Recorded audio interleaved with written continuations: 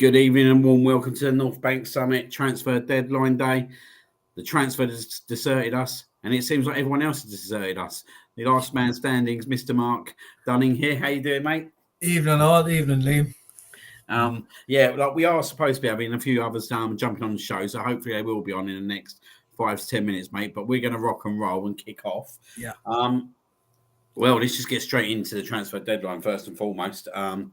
Let's get talking about it. So it's been a quiet one, hasn't it, mate? All over. Extremely quiet. What's your thought process over it?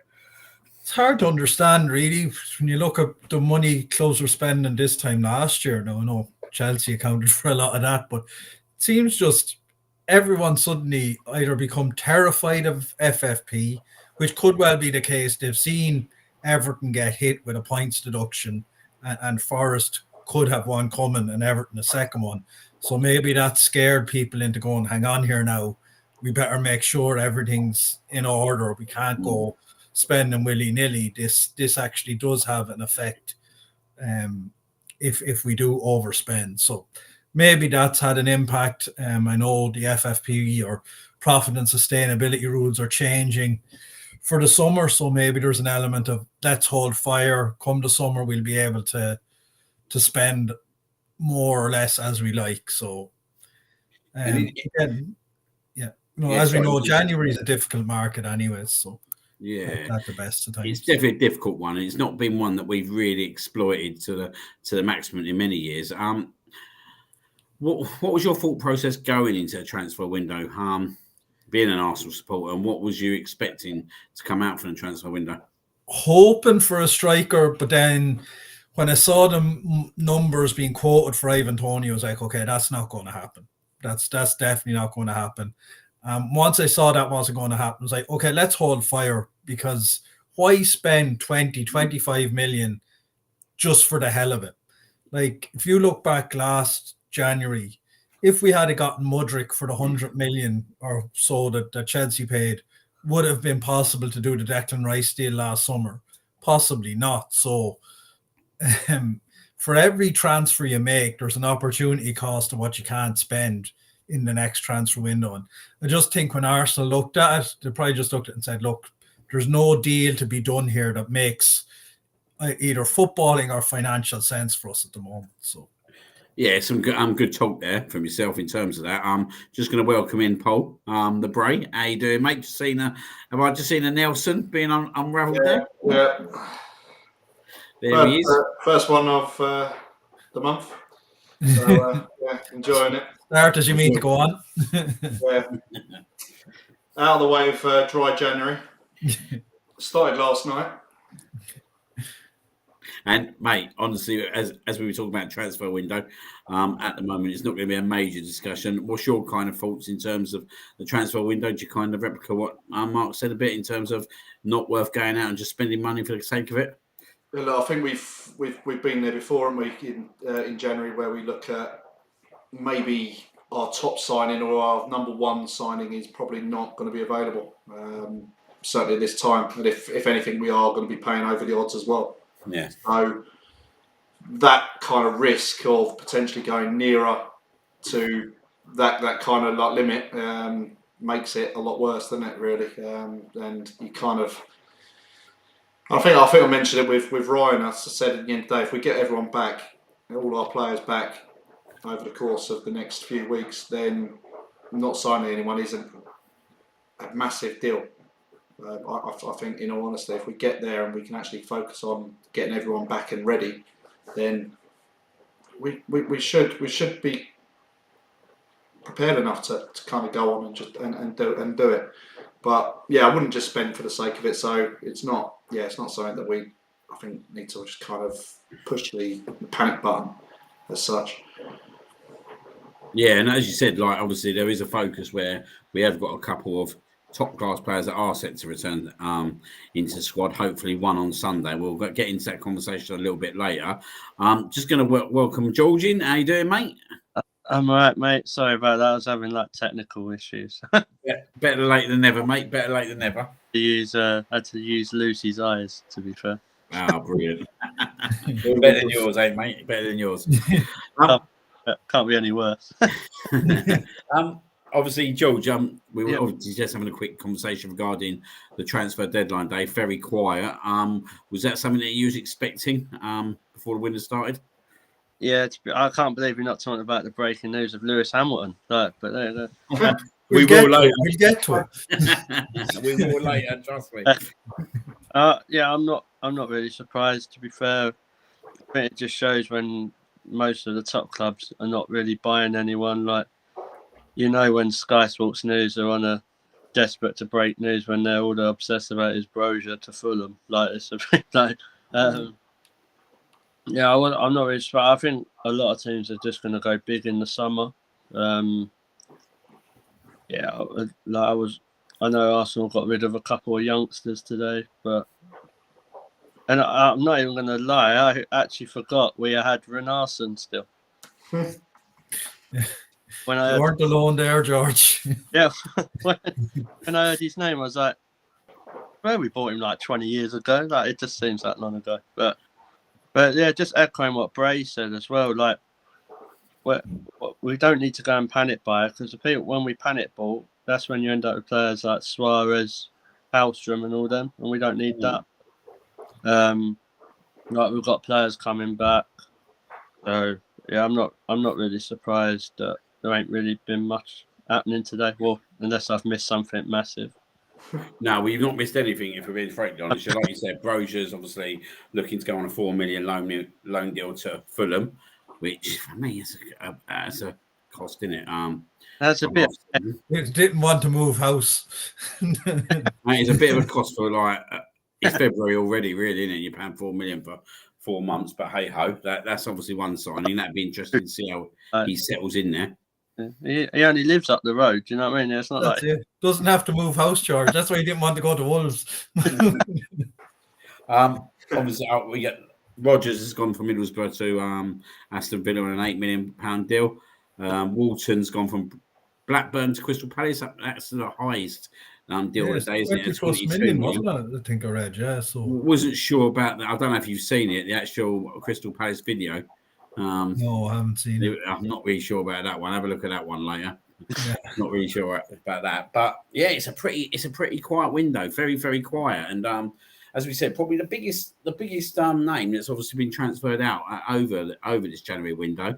And I've just had my West Ham mate message me because he's at the game tonight, Calvin Phillips, and it sounds like it's one of the worst debuts that he's ever seen. So yeah. He's having a cracking start. His first touch was an assist for the Bournemouth goal, so not the most auspicious start. I'm not going to lie, I'm quite happy when he passed it to Solanke. I was like, go on, Dom, because like everyone just likes to see West Ham lose, don't they? To be fair, yeah. That could be a bit of an upset there tonight. Is it still 1-0 there? I think so, yeah. So yeah. But yeah, so obviously really, really quiet. But what I'm going to do before we start looking into obviously the Forest game and going ahead to the Liverpool game on Sunday is have a look at the key areas, obviously the squad at present that we're going to have to obviously go into the second half of the season with and kind of get your kind of views in terms of how you think we're going to obviously rock and roll as such within the Premier League for the next 3-4 months. And obviously the Champions League's coming back at the back end of February, which is going to be a major focus for us, I believe. And can we do the surprise and maybe venture our way to a final if we can avoid the big boys? So I want to have a bit of a review of the squad with you guys and kind of see where you think we are at the moment. So I'm going to go to you first, Mark. In terms of obviously the goalkeepers, I know there's been a lot of debate about it this season. Obviously that's a strength for us, isn't it? Going into the second half of the season, both are still going to be there. Yeah, I think so. We've two quality goalkeepers. Look, we know who the number one is now. Ray has clearly established himself in Arteta's mind anyways. He's our number one goalkeeper. And barring injury or suspension or obviously the Brentford game, he's going to play. So I think every week when I see on Twitter, who would you start in goal next week? I'm like, you know who's starting in goal. You know. This is an absolutely pointless question now. We know who's going to be in goal every week, barring, as I said, injury, suspension, or obviously when we play against Brentford. So we have two good goalkeepers. We know who our number one is in the mind of the manager anyway. So And for you, Raya, is he your number one? He is. I think obviously Arteta, something happened either at the back end of last season or at the beginning of this season where Arteta just lost faith in Ramsdale as his number one and decided that he needed to change it. Ramsdale did make a few mistakes towards the end of last season, particularly I think against Southampton. And I think that may be the straw that broke the camel's back with Arteta, where he just said, look, I don't really trust this guy as my number one anymore. He went out and got Raya. Is Raya a massive, massive upgrade? Probably not. But again, we're only, 5 points off the title last season. He could be 5 points better than Ramsdale or 6 points better than Ramsdale. I guess. Over. To me, yeah, he just does the simple things a bit better than Ramsdale in terms of crosses. He's not as good a shot stopper as Ramsdale, but crosses into the box, playing with the ball at his feet. He just does that better than Ramsdale, in my opinion. Cheers, mate. Obviously, good evening to some absolute legends who are in the chat already. Good evening to Mr. Barron. I hope you're well, mate. All good. Good evening to Danny Britton. Hope you're well, mate, and good as well. The Chief has dialed in from Australia to obviously say morning to us. But he's obviously got a skedaddle now. Obviously, off to work he goes. Good morning to you. Going to go over to you now, Bray, and look at the defence. Yeah. I guess when fit, it's going to be quite interesting, isn't it, moving forwards? Once we get Tomiyasu back from, obviously, the Asian tournament, once we get Timber back in the squad, and that looks like it might not be as too far around the corner as what it potentially could have been when he got injured. Who would be your back four first and foremost? And do you think we're solid enough to obviously compete on both fronts with that defence going to the end of the season? I think if we do keep everyone fit, then 100%. I think there's enough there. Certainly, people can mould in any single position, and this is what he obviously loves having, doesn't he? Being able to kind of play right back, left back, and then potentially go and play the centre back. Back four: Gabriel, Saliba. Again, depends on the state of play, doesn't it? And you look at if you want to control the game, you'd still have Zinchenko, but then you'd offer Timber. I think if he's obviously fit and proves himself over White on the right hand side, and then look, the rest there are just kind of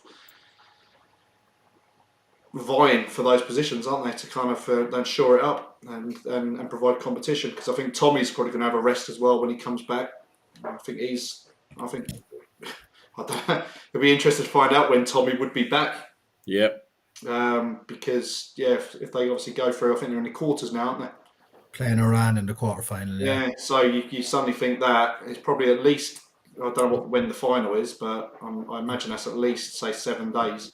Yeah. 7 days, 10 days. Finals the weekend we play Burnley, so okay.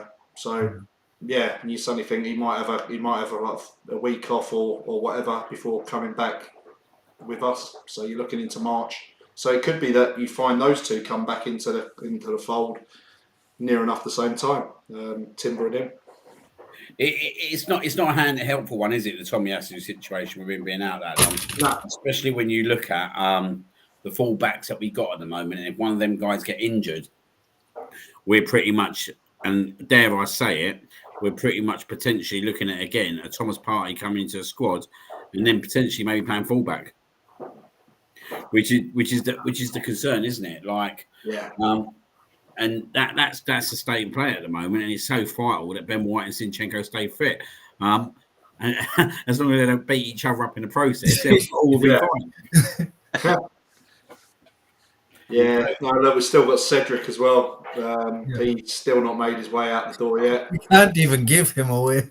One of those. Yeah, like I say, we've obviously got rid of a few of the youth kind of players that were. I don't know. Well, it's hard to say, but these defenders again. Look, let's keep to where we are with the defenders. if everyone stays fit, there's backup there, and there's enough around them. Looking at 8 defenders to kind of come in, rotate around. It should be enough for 4 months, unless we are incredibly unfortunate again, which is kind of the Arsenal way, in all honesty. Yeah. Whenever we get an injury, it's normally the same position. We normally double up. So don't do it the easy way. No, we definitely don't do it the easy way. No. Good evening to Tom. He's hiding from YouTube. He's officially over, which is good to see. Good to see you on, mate. Going to go to George now. Look at the kind of midfield. Obviously, the key component is Thomas Partey. He's on his way back, which now we'll hope that he can kind of stay fit to the end of the season. In terms of depth for the centre midfield at the moment, what's your kind of opinions? And I don't really want to get too much into Smith right at the moment because I want to discuss him a little bit later. But do you think there's still work to do within that midfield? Yeah, I still think there's plenty of work. Like you said, we've got to hope Thomas Partey stays fit. I've been doing that since we signed him.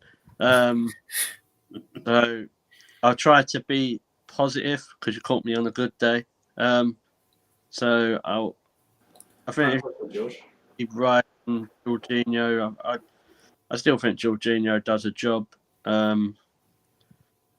think we're all right there. I worry more about who play, like if obviously we know we're going to have Partey, Rice, and probably Odegaard. But if it's just Rice, I always worry who plays next to him. Because, like I said on the show before, for me it don't work. I think we've got enough to get probably through the season, unless, like Bray said, we're unlucky, which probably will happen. But I definitely think, like in the summer, I don't think we just need one midfielder. I think we need two. And what we should be looking at? Another defensive midfielder, maybe a left 8. Another number 6, and then definitely a number 8, like a proper number 8, not someone who can play in 700 different positions. Like just got. For me, I've said it from day one. Martin Zubimendi, for me, I just think is perfect for us. Yeah, that's one at the moment that we're looking at. That could potentially be a summer deal. The other one I was going to kind of mention to you, do you think there was much sauce in it, was the Onana? Because obviously it broke out at the start of the window and there was obviously massive speculation that we was going to go and sign him. Obviously nothing's happened. Do you see that being a potential signing, or do you think that was all smoke? I see it happening if Everton get relegated. Just because like Onana would play that 6 role and Zubimendi would play, well, he can play 6 or 8, but he's more mainly playing that 8. But Onana I can see happening. Because I just think like people like Elneny and Jorginho, it's not a necessity that they're going to be there going forward next season. And Sambi Lokonga's doing really well at Luton, so every good game he has adds to his value. So I can, like, if you said to me, "Oh, you can have Rice and Onana as your 2 6s," I'd bite your hands off. But yeah, I can see it happening. Like, it seems like we always say, Liam, that we need a big summer, and we always have a big summer. But yeah, I don't know. I just think this summer it could, instead of being a big summer, it's a special summer, which I honestly think we'll have.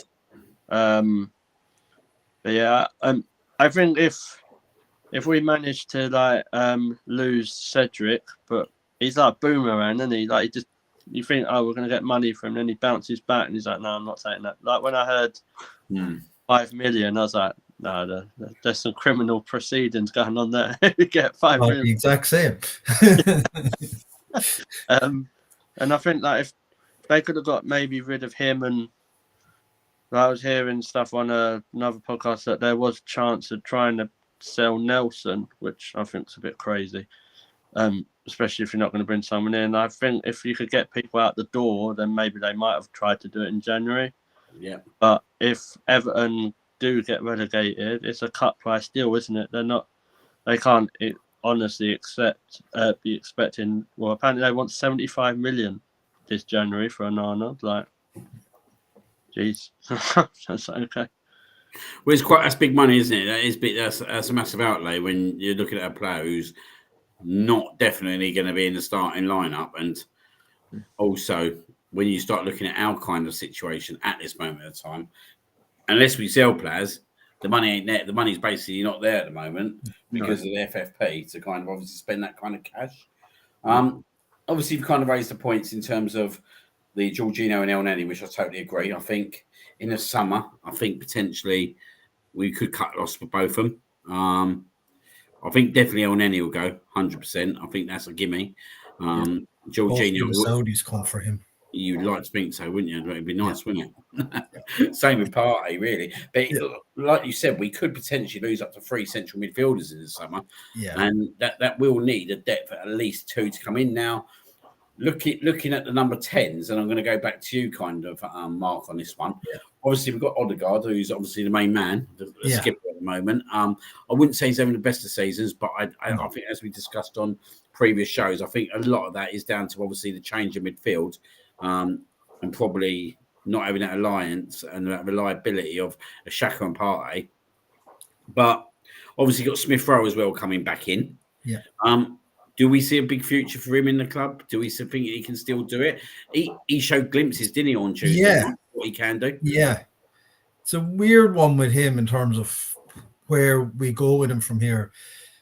If he's going to nail down that spot, that would be great, because that would mean obviously we don't need to go into the market as heavy in the summer if he can nail down that spot. So hopefully he'll get it if he starts on Sunday, or if Havertz comes back in.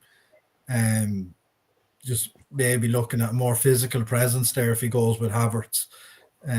But Smith Rowe, he did offer something on what night did we play? Tuesday. Definitely. And he was one of the only players. I think he was the only player in the first half actually willing to take on a shot. Yeah. So yeah, no, and look, I think was it 2 seasons? Yeah, 2 seasons ago when we came 5th, he was our top goal scorer. So there is definitely a player there.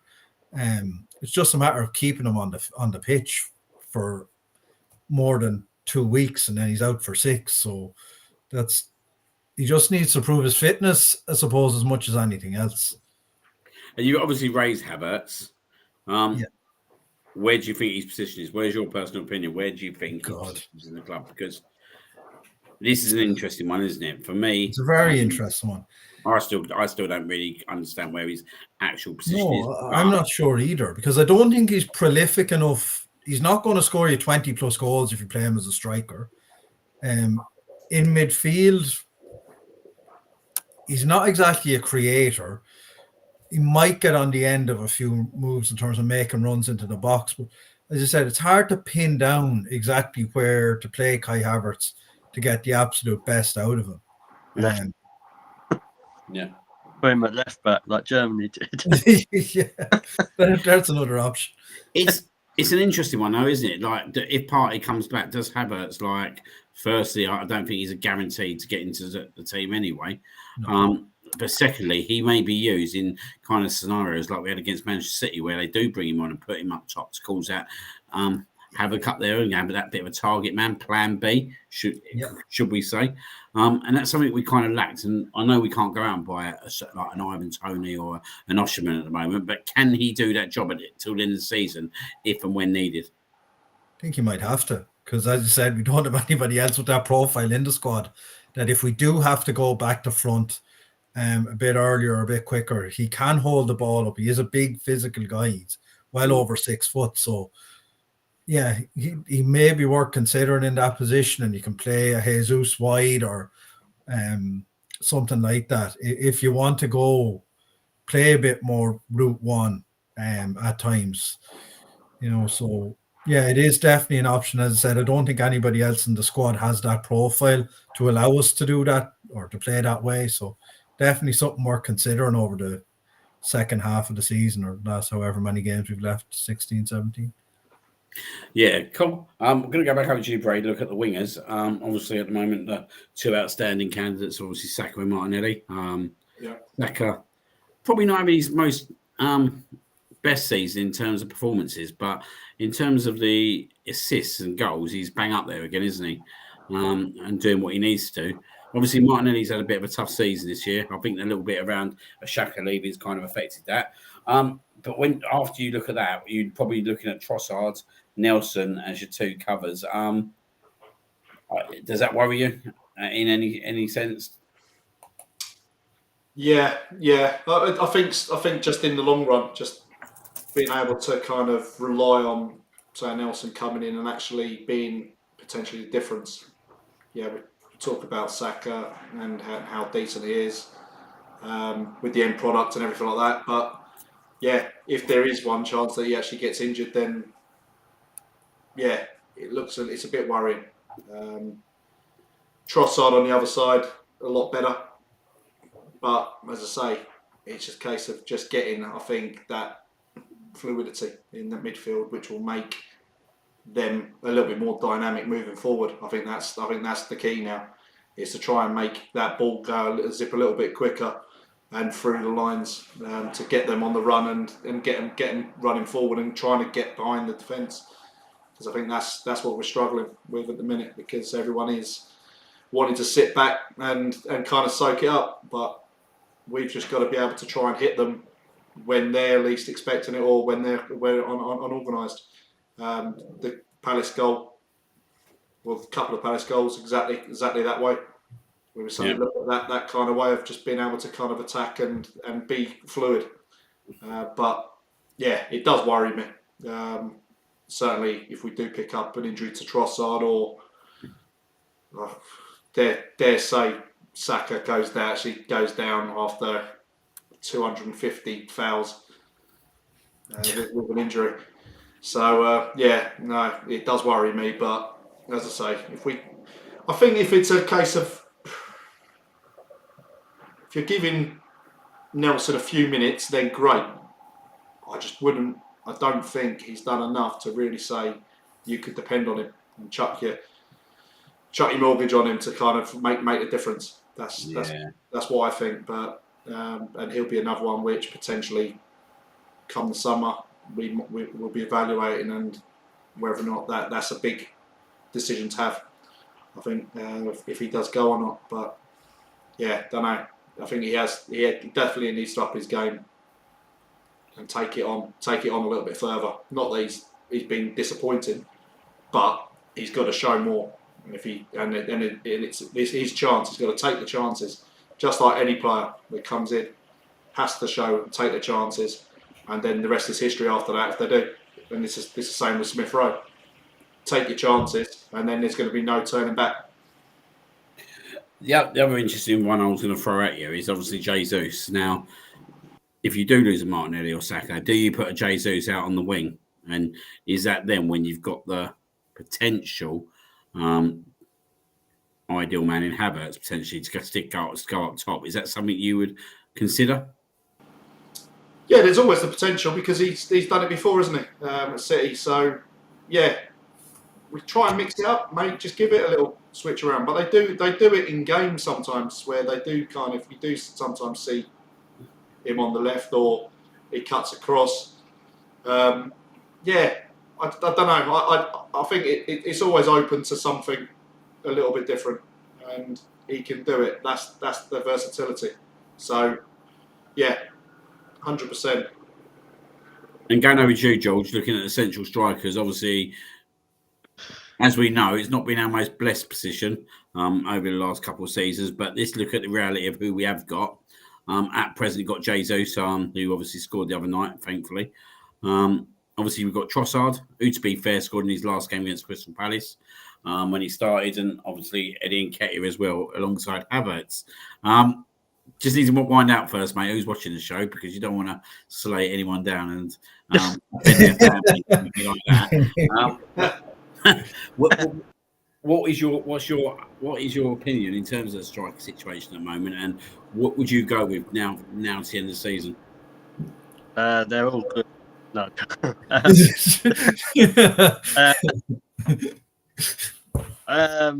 I obviously, if we have all people that are fit, I would probably stick with Jesus through the middle. But obviously, if we have to move Jesus on the wing, I would be playing Havertz or Trossard through the middle. Yeah.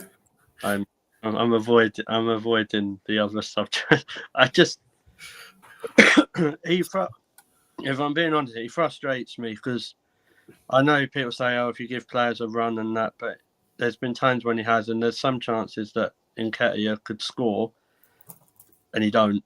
And then, like we've seen, like he has scored goals. It's not. I just don't think he's at the level we need, if that's diplomatic enough. How are you planning on getting on the train on Sunday, George? Yeah. I'm planning. Luckily, I'm a different station, so. But I would probably just say, like we said, I think, like you said before, Havertz has played up front, probably that centre forward role properly twice, really, and that was against Man City and was it Liverpool in the cup, really. So that we've not really seen. Like Mark said, he's not going to score you 20 goals a season, but it's just different options. I think you've definitely got that to offer, and then I don't know, like you don't really. I can't remember if he has done it or not regularly. Trossard is that false number 9 as well. So yeah, we've got options, but ultimately I would probably stay with Jesus. And there was someone else I forgot when you talked about midfielders, Liam. We've still got Fabio Vieira. Yeah, that's a good point. He has been kind of forgotten about, hasn't he? For me, he needs to prove when he comes back from injury, like Bray said, he's got to take his chance because ultimately, like if he doesn't and then someone comes in with like a 25-30 million bid, you might consider it in the summer. You'd have to really. Yeah, it's not far away as well, I think. That's an interesting one. I'm going to introduce Ryan. I hope you weren't waiting too long, mate. No, I'm cool. No. A couple of minutes. I was trying not to stag off in Nketiah. I was behaving. Obviously, we're just talking about the Arsenal squad, but obviously around coming out of the transfer window, which is absolutely the same as what it was at the start of the season. Looking at the striker options yourself, in terms of obviously what we've got, what would be the kind of way you would go moving forwards? And if you was to kind of lose a winger, where would you go with in terms of replacing him, like in terms of options? And would you be first to using Havertz up top? Well, I mean, you've had this in terms of Havertz. Let's touch on that quickly. I mean, you've had this conversation before. We've been to games at Wembley at the Emirates where he's gone up top, and he looks more comfortable in this system. He looks more comfortable up top. He's more efficient up top.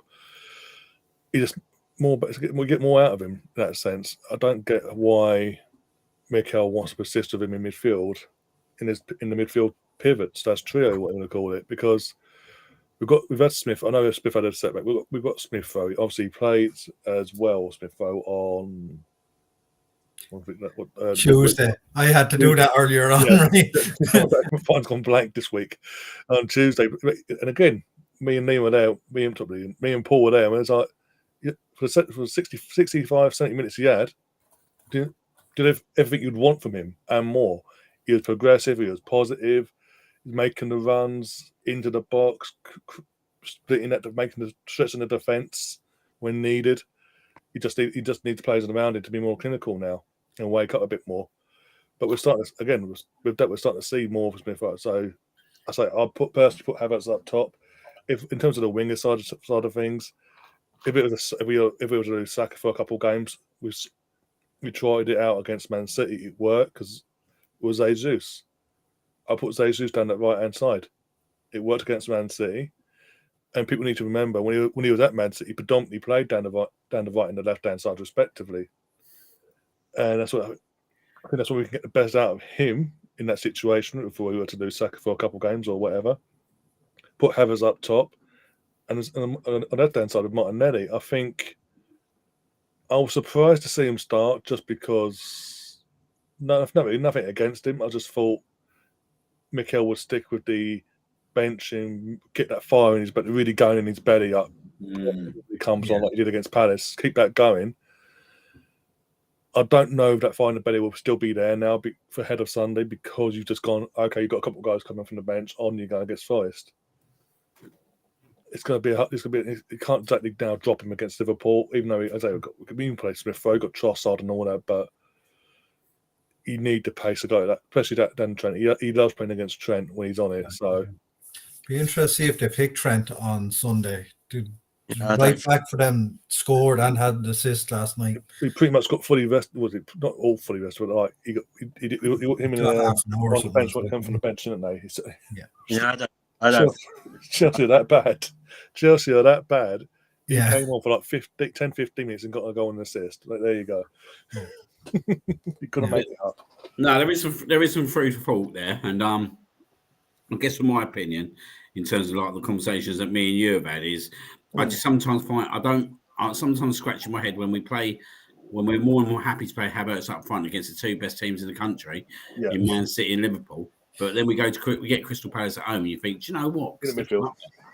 We might get some confidence out of him. Like, obviously, we won the game 5-0, so it proves that we didn't need him up there that game. But for me, it's about getting him the confidence in terms of that position and getting him to score some goals. Do you know what I mean, from that position? Because he gets himself, like, you look at the Liverpool game and definitely the Man City game at the start of the season in the Charity Shield. Yeah. He had good games there. He was causing havoc. He was getting people into play. He was getting himself into position. Okay, shooting's not so great, but you sit there and think he's definitely an alternative. And I would like to see us sometimes just mix it up a bit and say, do you know what? We're going to stick him up there and put Jesus out on the left. I totally agree with you. I'm not sure about Martinelli, whether he should have started on Tuesday, just for the fact that I would have kept more fire in his belly, would have got him brewing up in terms of obviously Sunday and could give him another 30 minutes. You see what Martinelli offers when he comes off that bench, and you got a tiring team. He done it against Manchester City at home, and he obviously did it at Crystal Palace. And sometimes I think we can afford to have Martinelli on the bench massively. I think we can massively afford to have him on the bench. And I think sometimes we need to potentially use Jesus out there. I don't really, in my personal opinion, I'm not really sure where Trossard is best situated at the moment. I think full sign for him as well. Yeah, probably. But he's a funny one, isn't he, Trossard? Because he scored that great goal on Saturday, like last Saturday against Crystal Palace. But when you overall look at the performance up to that goal, he didn't really do much again, did he? And you think sometimes he needs to get himself into the game more, and he needs to do something. And he seems to me to have very slow first halves at the moment. And I'm not sure what the issue is there, but it's a shame because at pre-season he was on fire for us, and I do think that when he got dropped last season, when he was on that run, I think it affected him. I think that did affect him, and I don't think he's been the same player ever since. But hopefully we can get him back into some kind of form going into the latter half of the season. I think he's another player who potentially will suit Europe better as well. I think he'll suit the Champions League better, and I think he's the kind of guy that will score you some big goals at big moments if he's given the opportunity. I think mentioned Trossard. I think our best performances from him this season have been in Europe. Yeah, with the way we can play our game normally. I think I said it for a few. I said it on Tuesday and watching like you compare how we're playing this season in the league to Champions League is completely different. You compare our Champions League way we've been playing so far, these group stage games, compared to the way we played the entire last season in the league. Very similar to how we played last season in the league, but in a lesser form, in a lesser game format, basically, but more where we're allowed to play our game, because no team in Europe, no matter how big or small they are going to come to the Emirates or have Arsenal come to them and put a low block in. It's going to be open, expansive, and that suits us down to the ground. And that's where Trossard, as I say, we're sitting with him. We're getting the best out of him on a European front, because he's just able to run and not having to deal with low blocks all the time. Well, I think that's a good moment to hit into the Nottingham Forest game, talking about a low block. I'm going to start calling him Low Block Forest because I think I went on to the Dublin podcast last night and I actually said that if I was a Forest fan watching that game, I had been absolutely aggrieved. Like I heard the commentator going, "Oh, Forest would be happy the way it's finished at half time." Yeah, they might have been happy that it was 0-0 still, but that was as negative as it comes from a home team, wasn't it? Absolutely. They basically decided, and you'll break us down if you can. Like, they may as well have not have picked Chris Wood or any striker for that matter. Just pick an extra midfielder or an extra defender. Like it was horrible to watch. Now, we didn't play well in the first half in particular. It was like a lot of our performances recently. Slow, sluggish, crabbing over and back, goes out wide, shite cross, gets cleared, and then we start again. So, as I said earlier, the only player that actually took on a shot in the first half, I think, was Smith Rowe from the edge of the box. But when you're setting up against that, players, Odegaard in particular, gets himself in a lot of shooting positions, but never pulls the trigger. Sometimes you have to just pull the trigger. It'll force them to come out and try and charge down the shot at least. We seem to be so slow and methodical in our build-up, particularly against teams who play that low block. So, but as you said, yeah, what Forest did was basically you're waiting to get bet when you set up that way, or you're praying for a set piece or a mistake by the opposition to give you any chance of getting something from the game. It's interesting, though, isn't it, George? Like how teams are sitting up against us now, because obviously, Forest have just shown, from a prime example, that teams are more than happy to play at home like that now. Like years ago, you never really have a team set up like that, would you? At home, you like they'll give you something, but. Do you think this is half the reason why we're not performing and why we are struggling up in our play is because of how low they're defending that block and it frustrating us? Like I reflected on Tuesday, even during the game, I was frustrated with us massively, but at the same time I was sitting there thinking, do you know what? This ain't easy it's not easy to like break down a low block like that. Yeah, I was reading the group chat, so I know everyone was really happy in the first half. I think that's what people forget. Like, when teams are playing that low block, sometimes you got to have that intricate to be able to break it down a lot easier. And it is frustrating. Like you see us have the ball so many times. The only thing that drives me insane is that flipping sideways, backward. Like. Kind of glad I can't see it when Zinchenko does that. It just drives me insane. But like Mark said, Odegaard, he has plenty of time to take on a shot. I did laugh when we said we want him to shoot, then he took a shot, and we was like, oh yeah, maybe he shouldn't have shot. But I just think we've struggled against it all season, and maybe with the low block, and I just think. What our issues are, Liam, is we're just too slow. Like there's just as soon as you fasten it up a bit, you kind of see what happens. Fine, yeah, you have all the chances in the world, and if you don't put them away, that's on you. But with a low block, it's not. I don't really see it as football, to be honest, mate. Like you say, Forest at home. What's the point? You might as well have just played 5 or 6 people in midfield. I don't know. Maybe it's just me. I just don't. It's not football, is it? No, it's very negative football. And I'm going to go to Ryan with that. And I'm just going to lead on to a question that obviously George has said around obviously the slow build up and how we get very pedestrian at times. Will Thomas Partey potentially change that in terms of the way he plays? Yeah, I think we are. We see a massive. With all due respect, I'm not digging at Declan because Declan's done a fantastic job considering it's his first season. A massive upgrade to West Ham. I don't care if it upsets them. It's a massive upgrade coming to Arsenal.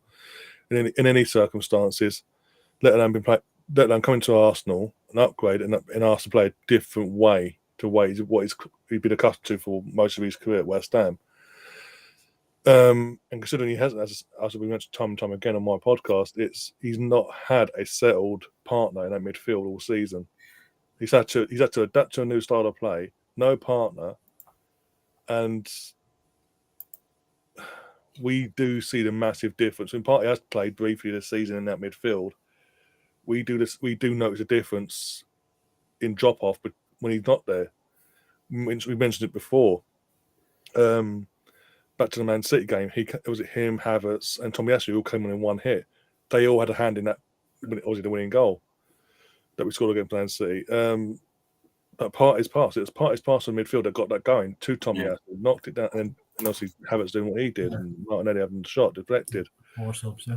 But if we weren't for Partey's pass, I don't. If we weren't for Partey being there, I don't think any of our other midfielders would have had the bravery or let alone the vision to make that pass and see and try and force the issue there.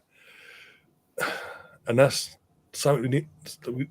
With him coming back, hopefully, touch wood, no setbacks. We will hopefully get more out of him this second half of the season, and it actually benefits us because we are so, as George mentioned, we are so slow in our transition without him. With him, we saw it last season. We see it when he does play. The ball comes to him. He wants to get it out and move. He wants to run with the ball. He wants to be fast paced and go, go, go. We do need, no matter what, go out and get his replacement in the summer. None of this messing about either, haggling over prices. Go and get the younger version of him because we can't just rely on even if he stays beyond into next season. We can't be in this position again for another season where we're relying on one midfielder to do all to drive our midfield.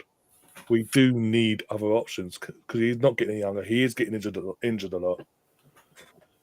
But to summarise, I do think getting him back in will be key for us and getting us once he's got a run of games under his belt. I think we'll see the Arsenal we saw last season in terms of from a midfield point of view. He is so key to that midfield and how we go forward. When do you implement him back in? If he's fit Sunday, do you leave him on the bench like we did against Man City and hope like 20 minutes to go that potentially we're still in the game at that point? Hopefully we're winning and the game's over. But do you start him on the bench or is it a decision that, do you know what, it's a big game, we bring him straight back in? I thought if he'd have played on Tuesday, he would have probably or potentially started. I look at it now as a big gamble if he comes in and starts on Sunday, unless he is or has been just held back and he is a bit more fitter than everyone's kind of making out. I believe that he's been fit for apparently a little bit longer than we all believe. Yeah. It is a big. It's a gamble when you consider we've got to keep a guy that hasn't really been fit for 2-3 months at once, to then chuck him in and just suddenly just say, yeah, okay, go for it in a real big game, and you're suddenly thinking he's probably got 20 minutes, 25 minutes. That's why I'd kind of give it. If we're winning at half time or whatever, then whatever. I don't know. It's one of those. I think you may just have to deal with how we've been playing and deal with what we've got, and then he can come off that bench and get those minutes because he is going to need minutes. He's going to need time, but we have to still realise as well we've still got a load of games after this Sunday, which we've got to do really well. Obviously, get maximum points up until Porto and beyond. So, yeah, I don't know. I think he's going to be on the bench, and I think Arteta's learnt from previous years not chucking people in too early, risking any breakdowns. And I think he's just going to be a bit more cautious on it all. I think we've probably seen it with a couple of players where they've not been. The same with Smith Rowe. I think at the end of the day, I think that's why he hasn't been playing as much. I think he just wanted to see the reactions and stuff from the players after giving minutes. But yeah, we have missed him. Going back over to you, Mark, what do we do Sunday? If we don't start Partey, you're looking at I think obviously you may have answered this already. Do you see Havertz coming back in that left-hand side on Sunday? Potentially. It's Havertz or Jorginho or Smith Rowe. If he wants to go with more solidity or play with more control, Jorginho might get the start. Like if you look back when we bet City at the beginning of the season, Jorginho started that day alongside Rice and Odegaard in midfield. So he might go back to that. So it's one from three, either Jorginho, Havertz, or Smith Rowe, depending on how Arteta sees the game going, how he wants to play it. Me personally, I'd probably just stick with Smith Rowe. I think he did enough on Tuesday to warrant getting another game on Sunday.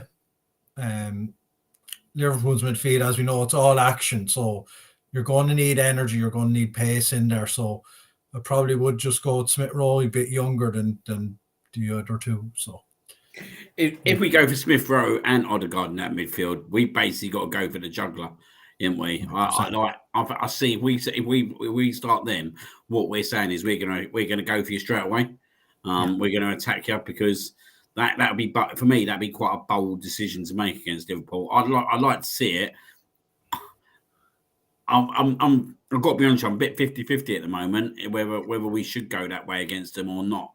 I'll be interested to get everyone else's kind of opinions on that. So I'm going to go with you first, George. What would you do in that midfield on Sunday?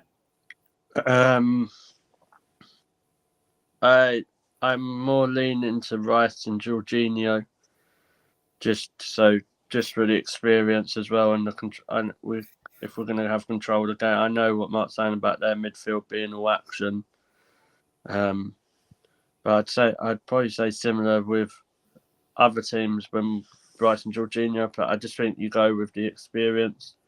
And I think I know it was a bit of a different team, but they still had a stronger team out. Well, when we played them, I think Jorginho in the FA Cup, Jorginho was there, wasn't he?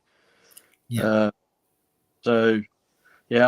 I won't be dead against Smith Rowe starting, but he's only started once. I think people need to remember that as well.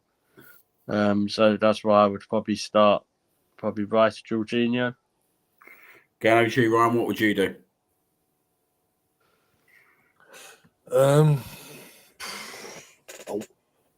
My heart says start Smith Rowe, but my head says if he had more games under his belt starting wise, I'd say start Smith Rowe. I think the fact he's only had that one, I did midweek as well. The midweek starters. Other than that, it's been the odd 20 or 10 minutes here and there and all that. I wouldn't want to risk it. And plus, it is Liverpool. We know what Klopp's all about here. If we go toe to toe with their attack against our attack in terms of midfield wise, we'll get overrun. I think we do need to be sensible at the start and just do it against Man City. Declan and Jorginho to start with, get us to half time, reassess things, get in from that. If no subs are made from that, give it to the 55th, 60th minute, then bring on Smith Rowe. Yeah. Give it and then let him run, do his thing and all that. You don't want to use the experience. Let us have the Declan and Jorginho, because with that we can then get our foot on the ball and dictate the temperature our way, not let Liverpool play their way for the entire game, which could play into their hands and complete. This is a must win, and also people need to remember this is a must win. This is not like Liverpool dropped points last night. They won, and they're trying to send a message to us as well. As bad as Chelsea are, they're trying to send a message to us and basically say, if you go toe to toe, we'll do it, but we'll blitz you. Basically, we can't afford to lose. We need to win. We get to cut it into 2 points. If we lose, we're 7 points off them. So Arteta does need to be smart here. I think we worked against Man City at home in terms of having Jorginho and Declan start. Why not do it again? And now if you've got your Smith Rowe, you've got your Partey to fall back on, like you mentioned already, in the second half. With half hour, 25 minutes to go, got them to fall back on, sting them on, and there could be the game changing moments that win us the actual game instead of dropping points. It's an interesting one, that Man City game, because we was without Saka. No Saka. Partey didn't start. He was on the bench, wasn't he? Partey. Saka was out completely. Partey was on the bench. Tomiyasu, Martinelli was on the bench. Trossard was on the left-hand side. Yeah. And Ketia started up front, yeah. He did start up front, didn't he? Eddie was at the top. Jesus Just started on the right. George's mate. Yeah, Jesus started on the right. Yeah, I think And when you, Owen Ray was in goal. He was, yeah. He was. I think from my point of view, Kept a clean sheet as well. He sure did, George. Just, By the skin of his teeth, George. But yeah, just say. I think from my point of view, I think, like, as I said, like, I think the Smith Rowe, it's a bold one, isn't it? And I totally agree with kind of what George said in terms of it is only one game at the moment. And do you know what? If it was anyone else, apart from Man City or Liverpool, I'd say, do you know what? Put him in there straight again. Yeah, again. But because it is Liverpool and because of obviously their midfield talent, I don't want him to be a bit of a I wouldn't use the word liability out there, but I wouldn't want it to see this game, see him get swallowed up and knock his confidence. And I think we have to protect that a little bit as well.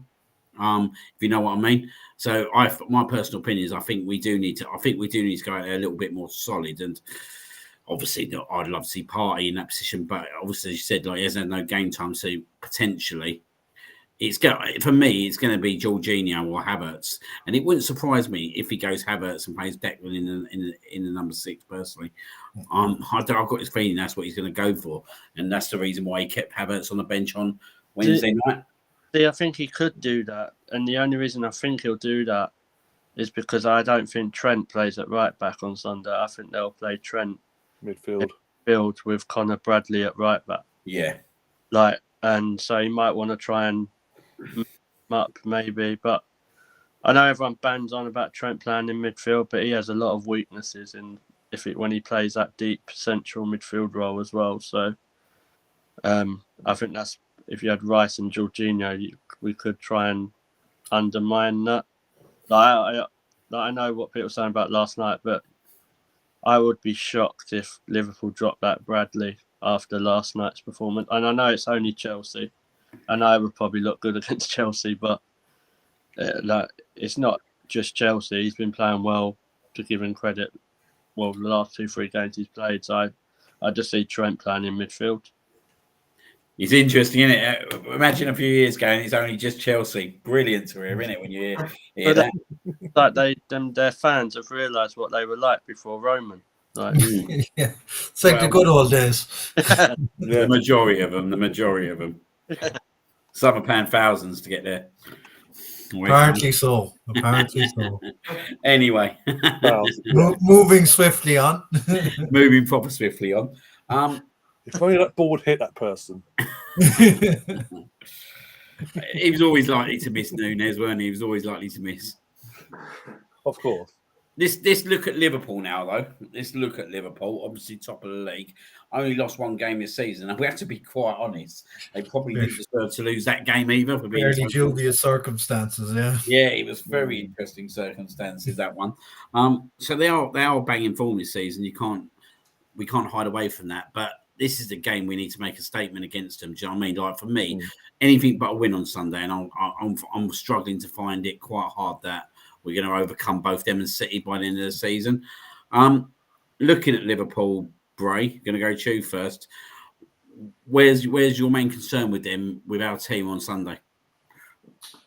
I just think the way they play, very direct and obviously back to front, very quick. And I think, like a few teams have tried to do, they try to target that kind of position behind Zinchenko.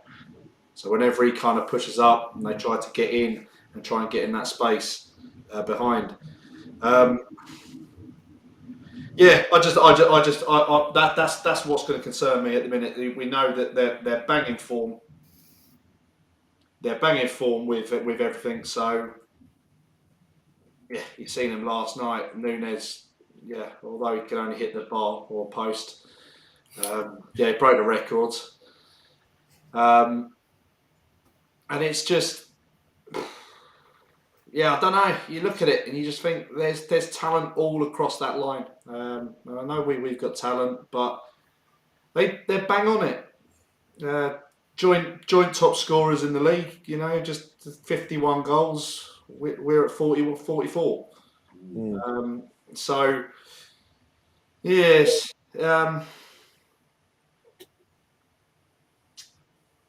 don't know. I look at it. I think that's the key. And if our defenders are a little bit off it, and we talk about even Saliba or even Gabriel, then it could be a long day. it could be a long day. But it's about us and how we pick it up and at the start. And we've got to play well, and we've got to show the real intensity to do it. And the main thing is to get that ball moving and try and bypass the midfield and try and make us a menace rather than worry about them.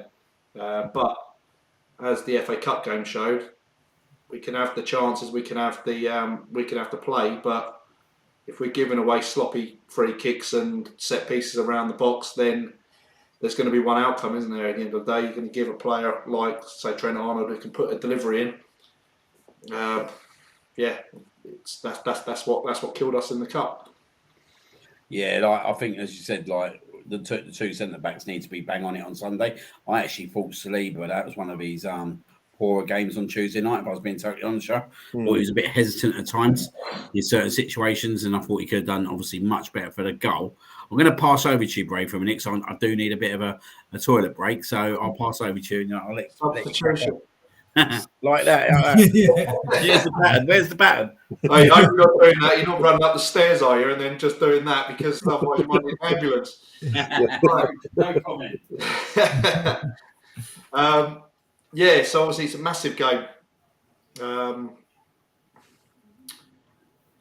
Liverpool. What do we? Yeah. What in theory? What have we got to do to get the result? Be clinical in front of goal, definitely, because I do think we will get chances. Yeah. We give up chances against pretty much everyone they play. Even last night, Chelsea had chances despite being totally dominant. So I think we will get chances, but you have to take them when you get them. You might get only 2 or 3 if you even get that. So we have to be clinical when the chances come to give ourselves any shot, because they will score. I'm fairly certain they will score at some stage. I think they've probably scored in every game they've played this season, pretty much, bar the United game where United played anti-football for 90 minutes. So that's, when chances come, we have to be absolutely clinical with them. I think that's first and foremost. As well, you look at the defenders conceded 19 goals as well. Yeah. It's like imperious. It's like Van Dijk's come back like a new player, isn't he? George.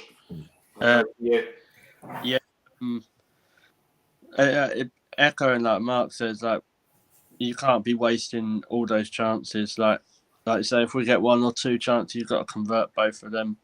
And like you said, with them in defence, like everyone thought, when they lost Robertson and then Trent, they'd struggle.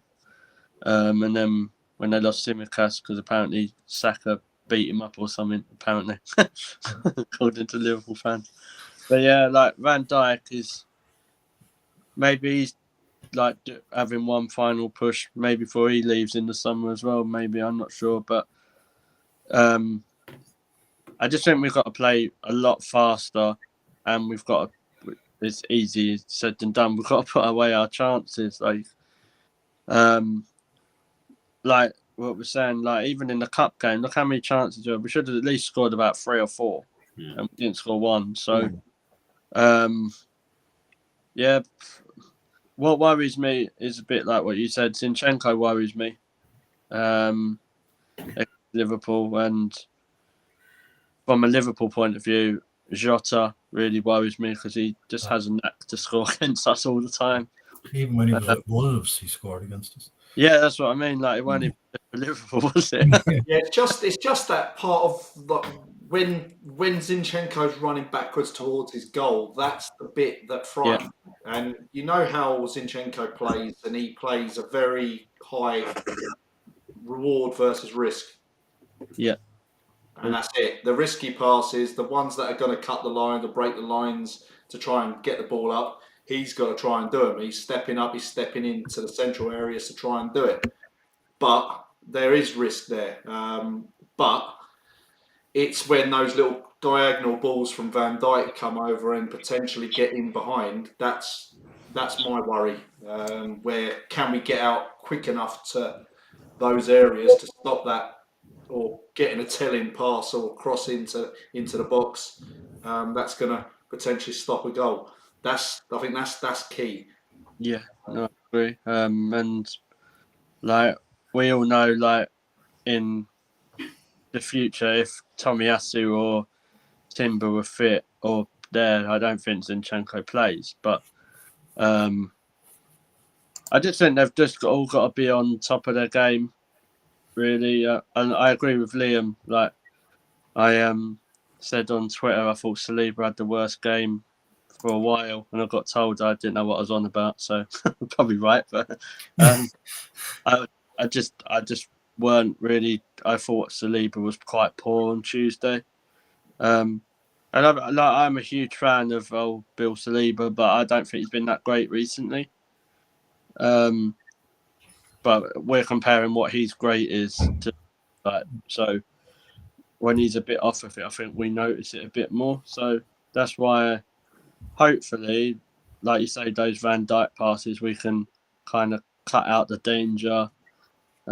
Basically, if we keep the ball away from our penalty box, we'll be all right. Yeah, no, I think with Saliba, you still got to realise he's still very young. Yeah, and he is human as well, because we always kind of think he's a machine. He's the Rolls Royce. He's the one with the polished chrome. But no, he's still working to be polished and get sorted. And there's huge potential with him. I think people forget his age. Like I have. What is he? 22, 23, something like that. So he's still really, really like. You look at Van Dijk, and Van Dijk's probably late 20s, maybe 30 now. 32. Okay, well he'll like me, so I'm giving it a couple of years. But I think Saliba will be better than Van Dijk when he's at that age. I think quite highly of Saliba. Like when people say the best defender in the league, like I go further than that. I think he's one of the best in the world. And that's at 22. So like you said, Bray, you've got to remember he's human. A bit like Declan Rice as well. But I do think Declan might thrive on Sunday. Big game player. Look, you've got someone to rile up the troops, haven't you, Liam? And it's one of those where you need those kind of players that are going to really kind of get in and amongst everyone and give that proper G up. Yeah, he's a big game player, isn't he? Like Declan and this is why I'm saying like people like Jorginho, they know what it's like to play in these games. Like because when Chelsea were good, he was at the main of their midfield, wasn't he? So yeah, we've got them big game players. It's just about delivering it on the day and just got to take their chances. We were saying about Martinelli. I wouldn't actually be surprised if he doesn't play Martinelli on Sunday. Like, I would not be surprised. Like, I would play Trossard and then you just bring Martinelli off the bench. I've been saying it all season. Martinelli is more of a threat for me coming off the bench. So, and Trossard likes a goal against Liverpool, doesn't he? Let's hope. Yeah. I prefer a hat trick, but yeah, I'll take one. It's fine. Yeah. I'll take one hat trick. Split the difference, lads. We take two. Surely we can't concede 7 goals. You'd certainly hope not. Liam, you wish you didn't say that live on YouTube. Yeah, exactly. Yeah. Just obviously listening to a few things there. Obviously, with that game, I'm on the belief that I think we can't. We've always struggled against Liverpool when like the FA Cup game when we don't score against them. If I remember the games that we lost to them at home, it's always been late, like second half goals. Like I remember the League Cup final as well. I think that was more what they scored, didn't they? They scored early on in that game, to be fair, but then got the late one second half. Like I don't like going into games with Liverpool, like not being level. If you know what I mean, I always think they're going to kind of exploit you at some point. I think it's massive important that we go out there and go at them straight away on Sunday. I think it's one of the weirdest fixtures on Sunday because I think this result could go absolute anyway. It's literally, it can go absolute anyway. I think it's really hard to hit a prediction. Like, we're all going to sit here and predict an Arsenal win probably because that's what we want. But when you start looking at it realistically, you sit there and think, do you know what? I can see us beating him. I could even see us giving them a good hiding. I can see us drawing against them, but I can also see us losing against them. Yeah. So it's a massive game Sunday. And for me, we can't afford nothing but 3 points in this fixture. And we've seemed to be getting the run over the last 2 years of playing Liverpool, then playing West Ham straight after. And we see what happened. We've seen what's happened the last 2 times when we haven't beaten Liverpool. That we then struggle against West Ham. We need to be going to West Ham pretty confident as well. Like, I know they've only drawn against Bournemouth tonight, but we all know that they're all going to be turning up there in a couple of weeks' time, wanting to put one over on Declan Rice again. And you'd like to think that the fire's in the belly with that one, wouldn't you? In terms of, we lost to them in the league when we should have beat them, and the cup was not a good performance. You sit there and think, do you know what? We need to go to West Ham and put on a show. So I'm looking at these two games, and I'm thinking, if you get 6 points out of 6 out of these 2 games, I think it's the benchmark. I think if we get 6 points out of 6 out of Liverpool and West Ham, I think it's a massive benchmark towards going towards the end of the season, and especially with the players that we got back.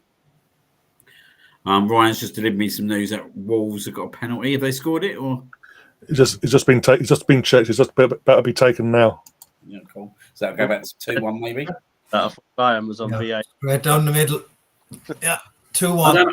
I don't know what your thoughts are, Ryan, on the next 2 games in terms of these 2 games, because they are hard games. They're games that have been banana skins for us over the last season. Yeah, I mean, it's Liverpool especially, because I was like, that and the West Ham away game. I mean, in terms of playing Liverpool away and the West Ham away back to back, that was the start of our downfall in the running last year. As I said earlier, Sunday's a must win no matter what. We have to win.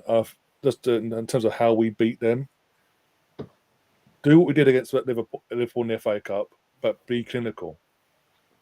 Just be clinical. That was the only thing that screwed us on the FA Cup match. Put the ball in the net before they do. We can do it a couple of times. The only reason they scored against us in the end because it was 0-0 and they had the chances. So it was own goal, wasn't it? Own goal. It was our own doing. Yeah, he won't be playing on Sunday. Sorry, he won't be playing on Sunday. Poor lad. Set pieces, wasn't it? Yeah, set piece as well. But it was the only reason that happens is because it's 0-0. They start opening up a bit more because they're growing to game. It's 0-0. They think, okay, we can do this now. We can put the pressure back on them, and they did.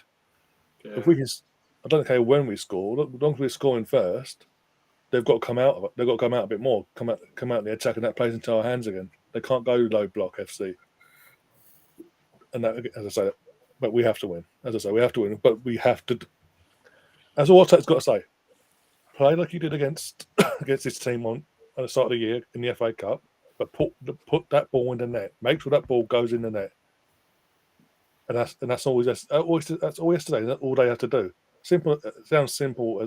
I'll make it sound simple, but that's just the only thing that done us in the FA Cup. If we'd been more clinical, as anyone who watched that watch along with Liam, if we'd been more clinical, would have a happy Liam, not a pissed off. What the fuck have we done here tonight? While we waited our time tonight, Liam.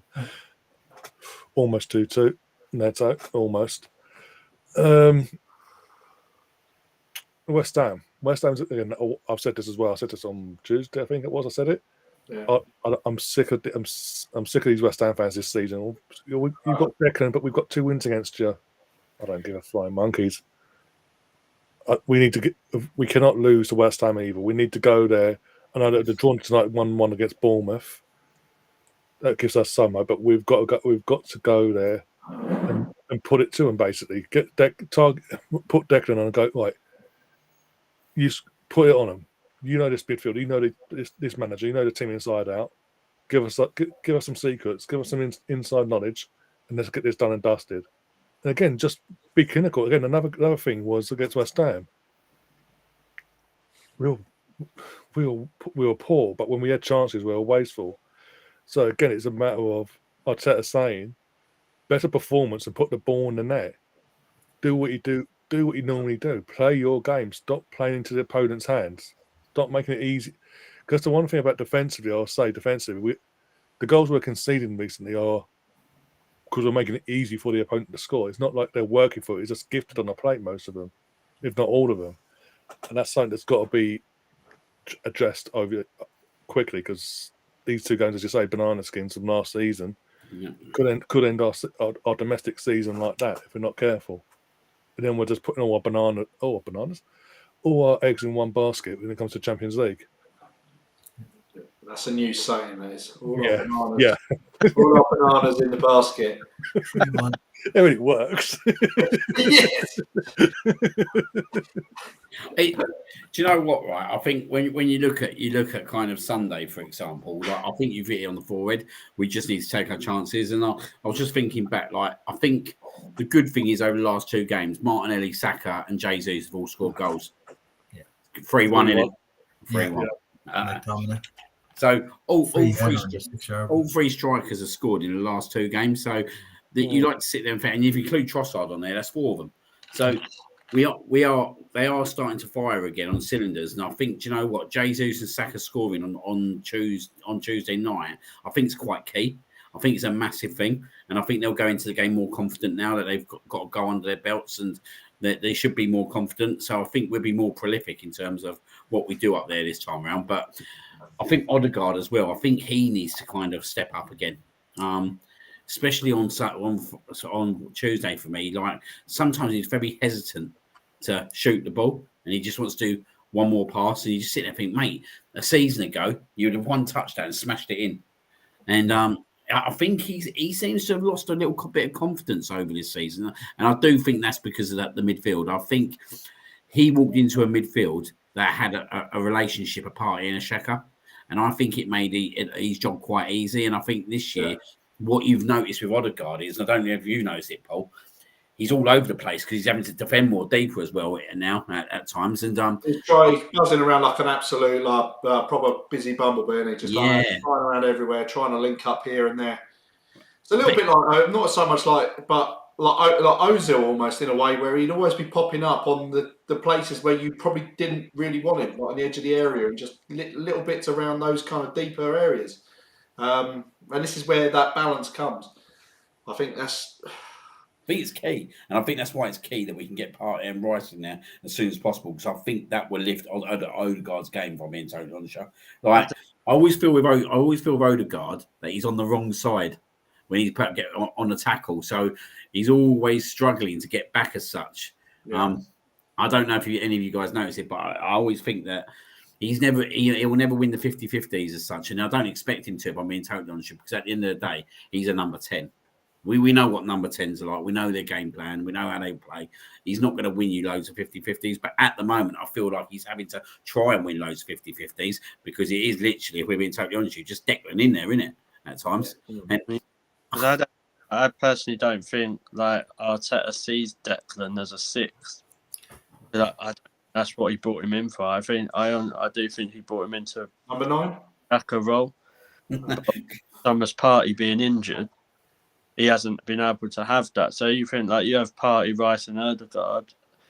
Odegaard don't have to do all that deeper stuff, and no, you don't. You get to see Rice go forward more and take on, be more attacking, and I think that's what you'll see of Rice, and that's why in the summer, like, if you look at all the so-called ITKs and all that rubbish, they're always linking us with number 6s. There's not many number 8s we're actually being linked with. So that's what makes me think you go out and get a 6. If you're going to get a Partey replacement or whatever happens with that, then Rice goes and takes that Xhaka role. Because I'm not saying he's a crap number 6, because he isn't, but I think we know who's the better number 6 if you have Partey and Rice, don't we? Oh yeah, absolutely. I love that. You know what I mean? Like, best player for me that we've signed for a very, very long time. But I would like to see him playing that number 8 role. And especially, I'd like to see him score a winner against the champions of the galaxy. Yeah.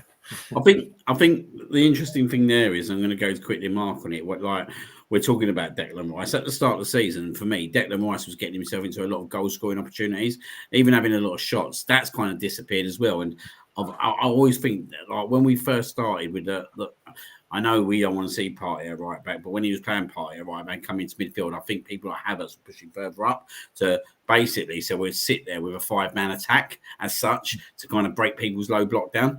And I think once Timber comes back, I think we'll be quite like Bray said, like potentially it might be that Timber goes right back and sits in that role, and then Zinchenko does that from a left back role. That wouldn't actually surprise me if we do that. And then I think that's where I think this is where Arteta sees Havertz is if he gets someone to push into that midfield, Havertz and literally just drop straight up into a central role at times, alongside like Jesus. Yeah, and, kind of like playing two strikers almost. Yeah, and I honestly think that Timber is so vital to the way we play now. Just seeing, and it's weird because we only see 45 minutes worth of football from him. But I'll keep going back to it. That 45 minutes of football that he was part of in that team was probably one of our best 45 minutes of the season. Yeah, it was. It was. Undoubtedly it was. Yeah, so as I said, I think he was pivotal to the way we wanted to play this season. Gets injured within 45 minutes of the first game. And then it's kind of, okay, how do we smash this up so we can actually get to a way we can actually be competitive? And obviously Partey gets injured then not long after that. So it's kind of square pegs and round holes in certain circumstances as well. So as Partey comes back, as Timber hopefully comes back, we'll hopefully see exactly what the plan is or how we actually want to look this season. Because I don't think this slow, passive sort of play is in our best interests. It's like at times, isn't it? Go to you, Roy, again. It's like at times that we're doing this slow play to try and get them to come out at us, so then we can kill them. But the teams are not coming at us, so we're sitting there literally nodding a ball around in centre midfield, going back forward. You're sitting there thinking, "This ain't the way we play. This is not the way we play. This is not the way we was last year." And it's like we're trying to lure the team out, but they're not budging. No, they're not budging, and you'd think again, with all due respect to the likes of Declan and Odegaard and all that, like take some responsibility when it's clearly not working. Take some cojones and go, right. Sorry, I know you had a game plan, but we're going to change up and go and actually go at them because this ain't working. Go at them with speed, because continuing down the narrative of playing the same what the manager tells you to do, slow, passive, slow, like sideways, backwards, when it's clearly not working, it's not luring out, not doing what you want it to do. It's not going to change. The game's not going to change until the players take responsibility there, because they ain't going to budge in terms of the opponent, and the opponent's just thinking this is an easy 90 minutes for us. We'll just lap it up. We're just going to sit back here. It's nice and slow. It's calm. We're not being pressured into anything. We're not being stretched or nothing. It's at our own pace. We're good. And this is home or away, by the way. And that's where the players got to take some responsibility. So it might piss off Mikel, but if it gets us a result in the end, he can cry all he wants. It's got us a result. The players take responsibility and go, "Sorry, boss, your plan isn't working. We've got another plan, and this is what we're going to do. Bang, bang, bang, bang, bang. We're going to attack with pace, purpose, and this, that, and the other, and see what happens there. Whilst being positioning now to hold a position, but we know Mikel won't allow it.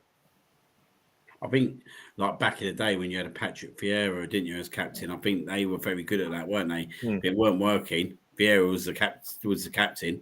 He would they would change up on the pitch, wouldn't they? I think it was quite common knowledge, weren't it, that in certain games they'll say, "Look, we're going to go a different way now."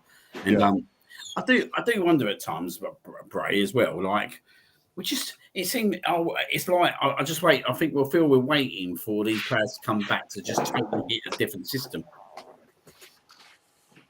Yeah, I think it's hopeful, isn't it? It's like that hopeful. We're going to suddenly see what like last season was all about, and that kind of fast flowing. And yeah, I don't think it's ever going to be that way. I think when we start playing properly, we may get to similar kind of abilities and a way of playing, but I don't know. It's just frustrating to see just at the minute. It's very much on a handbrake. And there was an opportunity in the second half, right at the start of the second half, right, where someone was at the ball in the midfield, and we had 4 players pull forward, and that player checked back, and I was like, "What have you just done there?" Like literally, I He's going remember. to play Couldn't believe it. Yeah, but they should have played. They should have played out to the left, and then he carried on. He played it into the right, and it was ended up. Just like, and you just sit there and think, is that confidence? Do you know what I mean? Or are you being instructed to do that? But I couldn't imagine that they'd be instructed to do that. And sometimes I think is it confidence? And you look at our players and you think, well, there should be enough creativity in that squad to be able to create them kind of opportunities. And like obviously we got the job done in the end and we scored the goals. But do you know what? We could have 3-2. Wolves just scored. Yeah. Ooh, we could have beat them 3-4-0. It would be a total picture. Yeah. Who scored for Wolves? Kilman. How much time's left?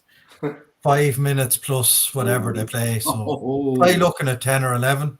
Yeah, probably 10 or 11 because they took like 5 minutes to get the penalty. Have we got a little bell for deadline day? I don't think we're going to be going that long, mate. We're into the last hour. But just a little update. Jesse Lingard is close to completing a shock move to South Korea. FC Seoul.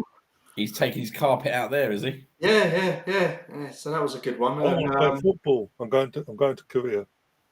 Unfortunately, the shite from up the road have just signed another player as well. They've beaten Barcelona to a young Swedish guy from Djurgården. So a kid. 10 million. 10 million. Bjorn from 10 million doesn't buy you much these days. No, but that's I'm not even a Swedish international yet. No. 10 million quid. Yeah. But so they're still going. They still think they can improve and whatever. But, I'll leave them to it. Yeah, carry on. We're all right. We want to keep our points. Absolutely. Well, I'm gonna do a score prediction, and I'm gonna go totally off script in a minute. Oh God. I'm interested in everyone's views. I've got no Jägermeister in my house. Nah. Actually, I've got some there. Well, I mean, how off script are you going to get? That's what I'm saying. Not that off script, mate. Fine. The full Liam. The Benidorm bar's not open for trade just yet. Oh, we will be in May. Yeah, we will be. Mark, score prediction. I'm going to put you on the spot first for Sunday. Thanks for that. I'll go 2-1. 2-1. 2-1 Liverpool, 2-1 Arsenal. 2-1 Arsenal. Good man. Ray? That was my... Yeah, but actually, funny enough, that was our Sunday prediction, wasn't it? 2-1. Yeah. It's gonna. Yeah, I think 2-1. It's either gonna be 1-1 or 2-1. George? 4-2 Arsenal. Oh God! George has gone big. Well, the question is, will Eddie score? Cool. Hat trick, yeah. Just watch who's watching. If your auntie's watching, yeah, he will score. But hopefully she's turned off by now, and not before she subscribed. But yeah, Eddie won't score. Ryan? 3-2 Arsenal. I'm going to go 3-1. I'm going to go. It won't be. It will be a tight 3-1. It won't be an easy 3-1. I'm going to go 3-1. I was torn between 3-1 and 4-2, but I thought, Liam's probably going to go for a 3-1. No, I'm going to go for a 3-1. Oh, Mick in front of me loves a 3-1. Always puts that as his booking bet. Right, so I'm going to go off. I'm going to talk about motor racing. Lewis Hamilton. Yes. Oh, Jesus. What's going on here, guys? Like, what a strange situation this is that it's already come out. Yeah, Like he's before even pulled the 2024 Jurgen Klopp on it. that he's moving to Ferrari in 2025 for 1 year. Firstly, any big F1 fans in here? Sort of. So, not huge, but I watch it. It's one of those. What's our fault, Pratt? What's our faults on it? Yeah, it's a It's in strange between one. paint drying and I don't know, just like putting the bins out. I don't know. I think it's in it. I was surprised when I read it this morning. I did see someone who some of us know on Twitter call it Lewis Van Persie Hamilton. Oh, gee. I thought that was a bit. I suppose in Formula One, if you're comparing it into the football analogy, it's a very dodgy move from Hamilton. I have to be careful what I say because famous people might be watching, but I think Lewis Hamilton, he could be very financially motivated by his latest decision. Do you not think there might have been a bit of a love of a Ferrari that he might have wanted to just race in that car for 1 year? Like, because obviously they've been one of the biggest car names, isn't they, in the industry? Yeah, but you've missed one other thing as well. He is a red, isn't he? And he's probably wanted to drive in a. I was about to say, you want to probably the Arsenal red lured him. Yeah. He's the red that wanted to buy Chelsea. Just remember that. Well, It could be like a dream come true for him, maybe. Yeah. But it is going to be very ironic when Mercedes are driving past him. I think you're probably right there. There is a certain aura and prestige to driving with Ferrari, and That's what I thought. Has he done it because I think every top driver would like to have that on their bucket list kind of thing, that they have done at least one season at Ferrari. Even when he was growing up, he was probably watching a lot of Schumacher win a lot of races in a Ferrari. So yeah, a bit like Benzema with Arsenal. Yeah. He's 50. Paul, did that get done yet? Did it? I don't know. no, it's not done yet. No. You know, next year, next year there'll be another transfer window, and Benzema's name will be linked once again. He'll be 38 at the time, and he still will be linked to Arsenal. We're still looking at. I'm still got tabs on Higuain's plane. I'm just wondering. This year. What about Julian Draxler? Do you know what I've got on my ad? God, 3 of those players, all 3 of them. I've got tabs on their planes, and they haven't moved. 9 minutes of injury time at Wolves. Yeah, 9 minutes. Yeah. Come on, Wolves. Apparently Benzema was at the Coronet earlier this week, so I don't know. Probably better leave it then. He's probably had a few too many. Hasn't he? I saw the photos where he got in the car, and then on the nameplate it said "London is red." I'm just waiting for David Villa to sign. That one killed me, man. I actually honestly thought that was happening at one point. So just to confirm, Miguel Aziz has left. How has he actually gone? Playing for some team in the Spanish third division. Yeah, that's gone. Yeah, he's now gone to a Spanish side. Yeah, third division in Spain. Yeah. It does make me laugh when they was breaking that story. It was like, one of the people who's meant to be the brightest prospect of Haaland has left after to resurrect his career, and he ends up at a Spanish third division club. Yeah, I think he's career was. At the time he went on loan to Portsmouth. Yeah, that was it. His career was doomed when I sent to Ibiza. But Lino Sousa had gone off, and he's gone straight to Plymouth on loan. Brooksy would be happy, wouldn't he? So he'd be happy with that one, won't he? Just 4 million lead up to 12, isn't it? 4 million lead up to 12 million, I reckon. Was anyone surprised with that? Because I know there was a lot of talk, weren't there? Like, it was one of the more promising ones. Yeah. But again, you don't know what's behind. And again, you look at probably like a Balogun or whatever like that, and you suddenly think, well, bide your time, or do you want it straight away?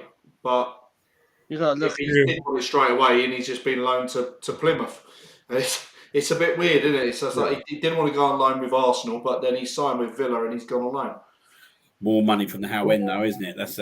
Well, look, this is what I put on earlier on. I said, well, these deals coming in, is this a kind of potential for a last minute kind of signing? Give us a little bit to come in, but obviously it ain't going to happen now because there's been no smoke. So there's certainly no fire going on anywhere. So I think they've all gone to sleep, or they're around their dudes having a barbecue or something. I'm just waiting for a trustee to turn up at 11 o'clock. Do you know what I mean? Yeah. Well, look, they're another one where it's a ploy, isn't it? It's just get them over nice and cheap, and then they'll come into Europe and there'll be a little profit, wouldn't they? Yeah. I think the thing with the Sousa though as well is that he's young, but people need to remember he would have been fourth choice left back as well. Oh yeah. So like if we can get money for our youngsters, Pedro Neto. Shut the front door. As Del Boy would say, no way, Pedro. I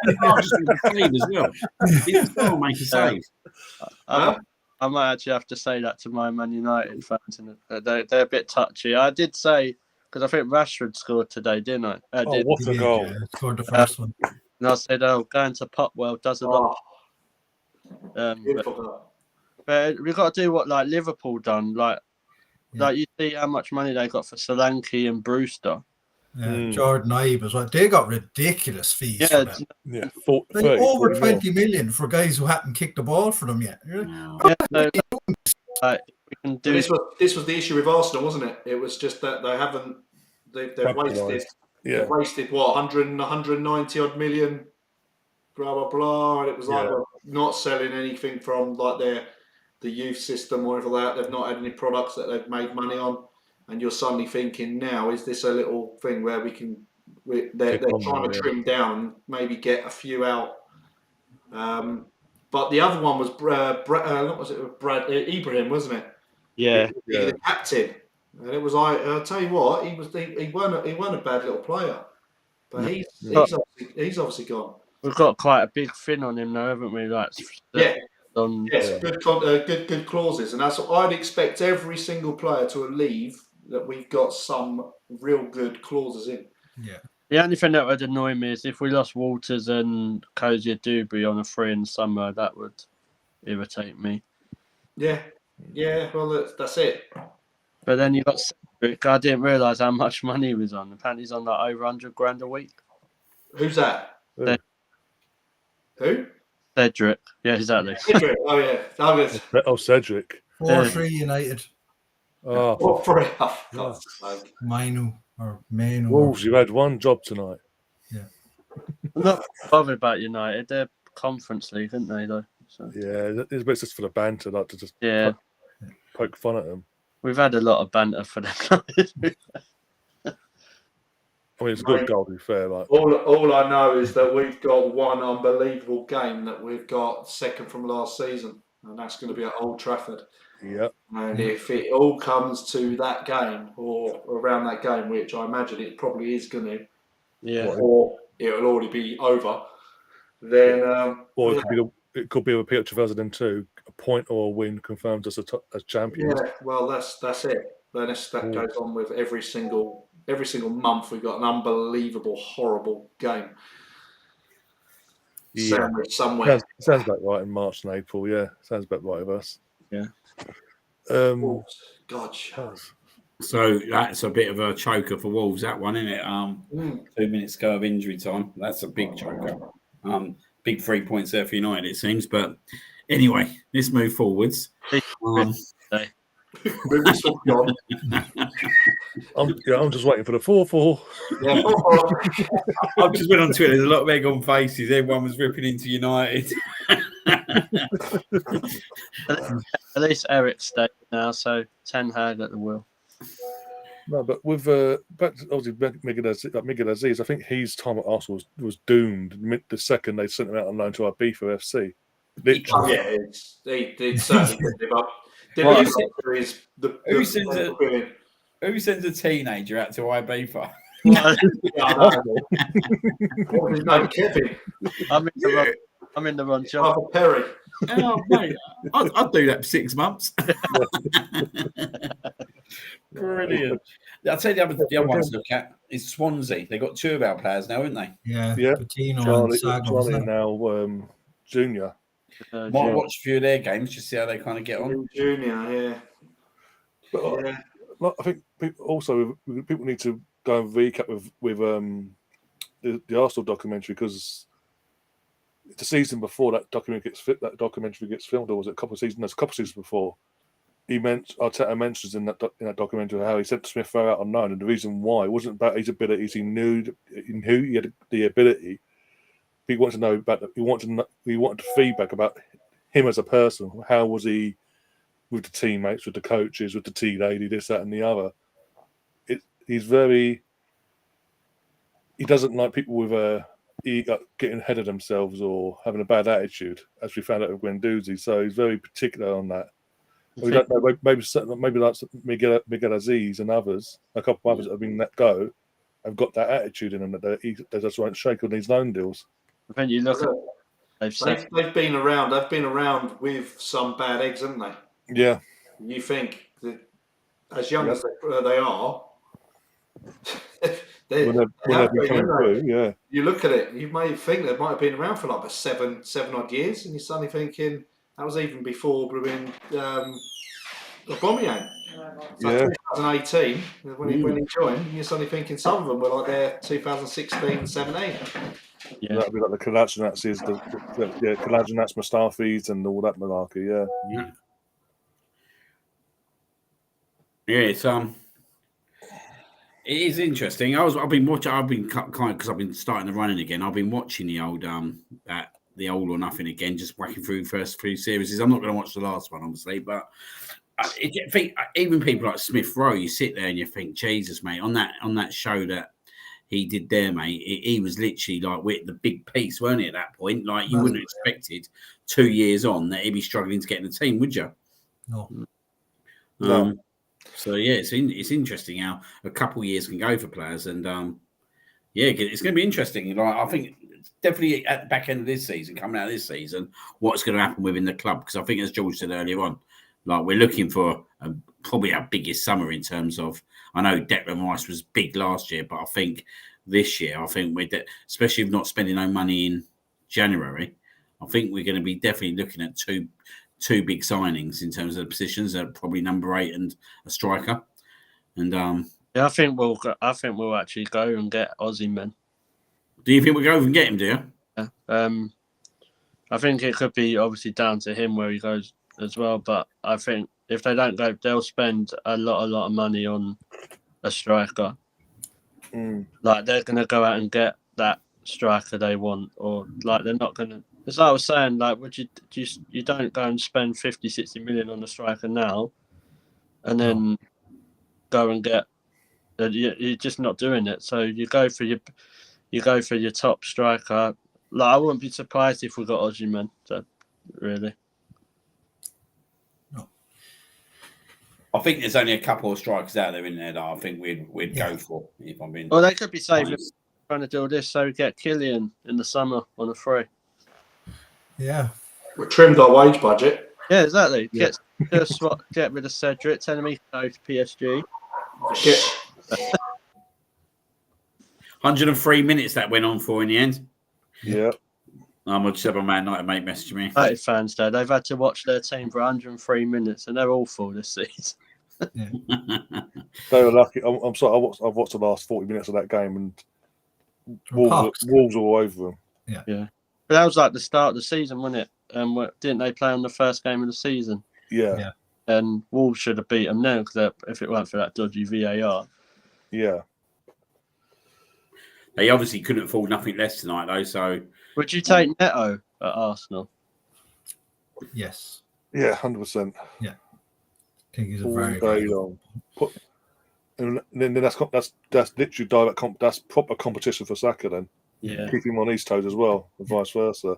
The only issue with Neto is injury profile. Other than that, he ticks every box.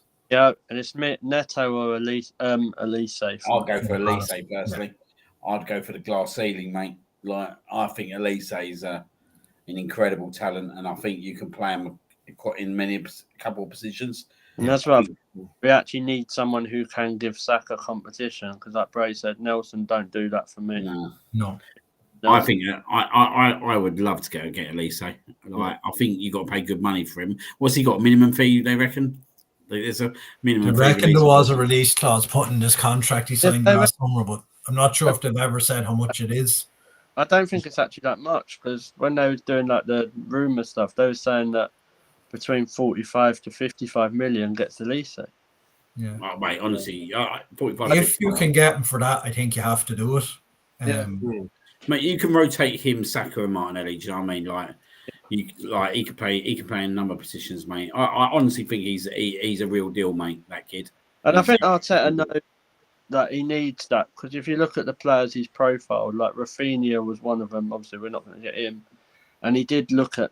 So rumours are we did look at Neto, so he knows he needs someone to alternate. Like I see Man United linked with him, and I think, mate, if Man United going for him and Arsenal going for him at right this moment in time, where are you going? Yeah, it's a no-brainer, isn't it? At this moment in time, it is an absolute no-brainer. For me, I like Neto. I think Neto's a great player, but like you said, it's very injury-prone, and I think I'd rather have the player who's going to be a bigger glass ceiling moving forward, who's going to really kind of not just compete with the likes of Saka and Martinelli, but potentially say to them, look, I want your space. I want your spot.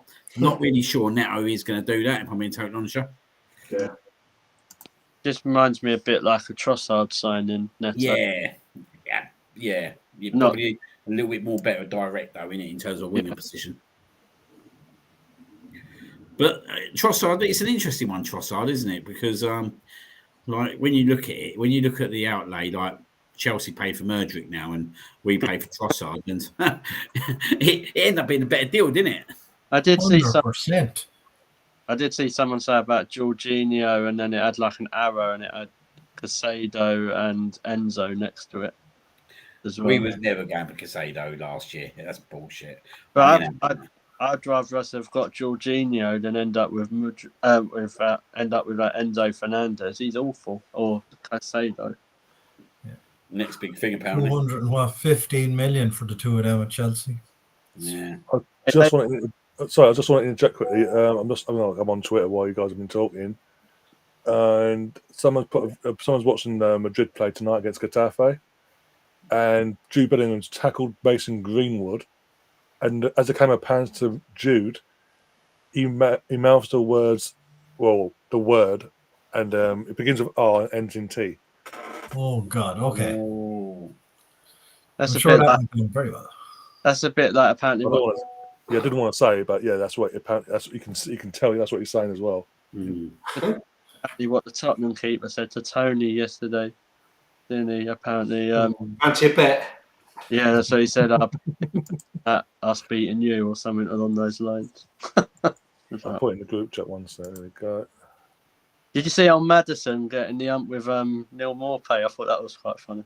Oh, I can't stand it. I thought when you actually saw it and it panned through to like the kickoff, it was like he actually spat at him. Yeah, I'm pretty certain he spat at him. Yeah. And it's there. Nothing got signed. He said, normally it'd be highlighted. It was like, oh, don't like to see that. Or if it was Arsenal, it'd be like, Arsenal, you disgusting. Should be punished.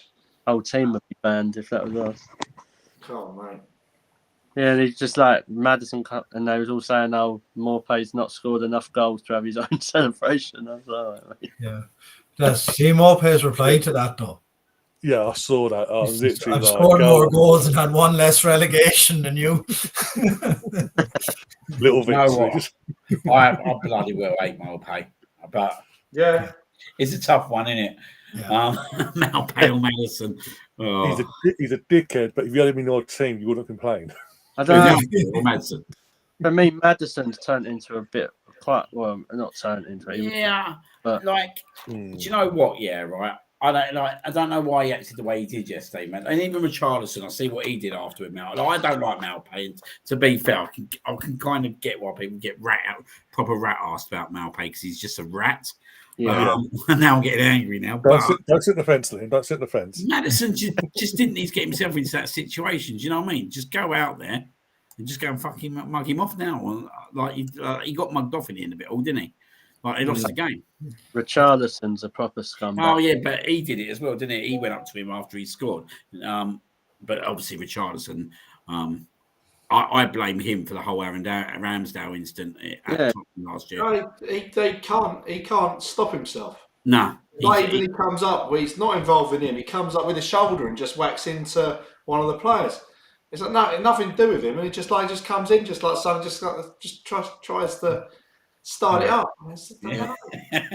maybe Malpay should go to Tottenham as well, and they can all be together. Richarlison, the most hated team. Definitely Richarlison and Malpay are in my top. Actually, they're probably my top two. To be fair, they're actually in my top two. Both. When Richarlison was at Watford, I went, he's a Tottenham scumbag all over. And that was when he was at Watford. Bloody hell. You was bang on there then, weren't you, mate? Well, here's a juicy stat for you lot. Man United are just the second team in the Premier League to concede 50-plus goals across all competitions this season, along with Sheffield United, who've conceded 59. Jesus. Oh, That's with players like Varane now as well. And Johnny Evans, don't forget Johnny Evans. Also, when it was at 3-2, they brought on Slabhead, and then 5 minutes later it was 3-3. Slabhead. Anyway, we remember the old what game was it? He come on England, Scotland v England. Oh Jesus! 2-0 up, they're coasting. He They're comes coasting on. We're having a meltdown. He then goes on because he's at own goal. Have another meltdown. I was reading some fan on Twitter going, "I'd be perfect for Arsenal." Oh, come off it, mate! Piss off. Jesus! Not an Arsenal fan. That's a Man United fan that's desperate. Slabhead. Oh, under 23s. No, an Arsenal fan. It was Arsenal fans. Slabhead would be good at Arsenal. I'm like, mate, give it up. Butler. Was his name Lee by any chance? Yeah, Lee Gunner. Yeah. Does he live in Spain? Yeah, he got something in winter. Wearing a dressing. No idea. Talking about the old sports, old darts. How did old Luke Littler do today? Lost in the semi-final to Smith. Oh, so he beat Humphreys, did he? Beat Humphrey 6-5. Cool. I think I'm going to shut up shop here, guys. I think it's safe to say that the transfer window has been an absolute travesty this window. Yeah. The highest transfer value went from Blackburn to Crystal Palace. I think that kind of says it all. And that was the way. Now, Liam, we can prepare to watch England potentially beat India in the second test. Well, yes, we can do that. Definitely. Oh, we've got 5 hours for that, haven't we? I'm not considering, guys. I'm not considering streaming a test match, though. Really? Why not? Liam, I'm not going to. I'm expecting to be watching on. We'll do it in shifts. You do an hour. I'll do an hour. I'll do that. Liam just saying that he's going round the wicket. His second bowl. Oh, missed it. What a hit. And repeat. He's placed it down to gully. I thought you did the commentary like Henry Blofeld or so. The darts one was a big old success. Like we had thousands of people through Twitter on the darts. You could do that for the test match. Liam. Not 3 o'clock in the morning. I'll tell you what, right? If I knew if we could break into the Indian market, we'd have millions of fucking subscribers there. We probably would hit that market, to be fair. Yeah. Well. But I'll tell you what, right? If I knew Wow Sunday was going to play out, I would have done it. I reckon you'd have seen me lose my rag a little bit, though, as well. Yeah, you'll be the first person in history to do cricket watching and go, what the is he doing? We were talking on the group, weren't we, about Amir and Jack Leach. Was like, what? Oh. And then Tom Hartley got the wicket, and then I was all right then. Yeah, he done well, old Hartley, didn't he? Yeah, we have to. I just imagine it like how you kick off on your watch-alongs, mate. Like, Yeah. even that, or what doing a WrestleMania one as soon as Roman comes out, you're kicking off about Roman. Well, I'll tell you what, I'm glad I didn't do that Royal Rumble. It was shite, wasn't it? Oh, mate, like, do you know the one that I was more fuming with was with Kevin Owens and Logan Paul? Oh, well, yeah, that weren't going to be. I ended up screaming loads of abuse at a watch party at Wembley. I was like, "Are you only famous because of your YouTube channel, you twat?" Like that. I was going mad. Maybe there's a chance for us yet, guys, in the old WWE arena. Yeah, exactly. That could be like. It's got to do more stupid shit. I don't know what it is. If we are doing that, I'm taking Jonesy as my tag partner, though. Just so. I'm drinking Jaeger bomb through your nose, upside down. You know, just all these little bits, all for clicks. What about drinking milk in a pub? Yeah. Eating chilies and peas. Oh, I can't believe someone ordered peas and chilies. Just raw chilies and peas, just at the bar. So if anyone don't know, we had a table number, obviously, which is 49, isn't it? And 47, man. 47. You know your table number, sure. Oh, I even forgot now. 47. 47. So the first time we put it out there, we got so many shots. The second time we put it out there was pizzas turning up, there was peas turning up, chilies, pints of milk. Cookies and like biscuits and milk, wasn't it? Oh, yeah, so I had to do the whole pint of milk. Oh, God. The funny thing with that was as well, when someone ordered something to the table, and I asked like a couple of people, and they was like, "Oh, what is it?" And they went, "Oh, we don't know." So they went, "Try it." So obviously, I just picked it up and downed it, and it was like vodka straight. Oh, brilliant. God almighty. Honestly, the first time I put that table number up, mate, honestly, I reckon at least about 40 to 50 shots turn up at that table. Yeah, because of you, Liam, we weren't allowed to buy shots anymore. Yeah, they barred it the next week, didn't it? It was game over. They never allowed it again in there. Shots on match day. But now, Liam the outlaw. like we had stations, and there was, we would looked at like, "Oh, you're part of the 47 crew." Yeah, probably not a great crew. I bet that old biddy, the old bird behind the old the old cannon, she hated us. Oh, Miss. Yeah, she absolutely hated us. I noticed she's not there no more. No, I remember when I went up to. Do you remember, Mark, when we went to get a drink? She was like, "What do you want?" I went, "Well, a drink." I'm standing at the bar. And then she was like, Yeah. I think she was trying to You wave. didn't take too kindly to that comment, George. I can I'm tell not you.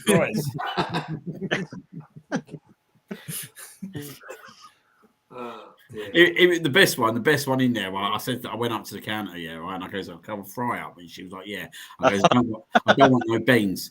She was going, "But it's part of the menu." But I goes, "But I don't want it." And she goes, "Well, it's part of the menu." I goes, "Well, I'm allergic to it." And she still come up with baked beans on my fucking plate. She was trying to tell you something. We don't want you back here ever again. You will eat these beans. Oh, it's fuming. You ain't told the best one when you got a fry up.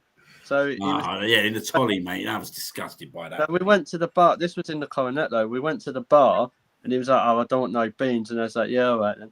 When he got to the bar, they brought him his breakfast to the table. He had all his food, but what they'd done, they dumped it all on the plate, but underneath, they hid the beans underneath it. You'd be fucked if you were allergic to it. Wait, the chips one was a better one in the toilet.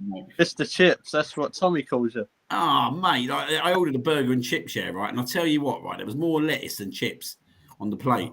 It was a burger, loads of lettuce, and about 4 chips. And then, so I paid £8.50 for that. And then someone else pops up with a portion of chips, man. They got about hundreds of chips anyway. I've got some really I was like, "Oh my baby."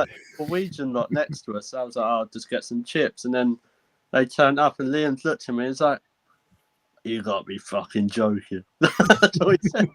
I reckon they must have looked at me and thought, "You need to lose some weight, mate." More lettuce than chips for you. Oh, dear. Anyway, we could talk about these stories all night. I think it's time for us to put up shop and go to bed. Obviously, thank you very much, gentlemen, for coming on. Yeah, cheers. Problem. I Thanks for having really us. appreciate that. It's the first transfer deadline show that we've not finished at 11 o'clock. We've got 27 minutes or so minutes to go. We can put a hole out if we want to. We've Nothing's going to happen, but we've desperately gone from talking about cricket, darts, motor racing to me not liking baked beans. telling people who are allergic to baked beans. I think we've dragged the arse out of this as much as we can. Now you've said the table number on here, so we could be going to the Coronet on Sunday and turning up with like a whole plate full of baked beans for you, mate. If only someone could clip it up and put it online. Oh yeah. I think now because they've been taken over, they won't have table. They won't have the app no more, will they? No, they're on that now. And who's watching that just goes in there and thought, yeah, I know Liam, he's going to be over there.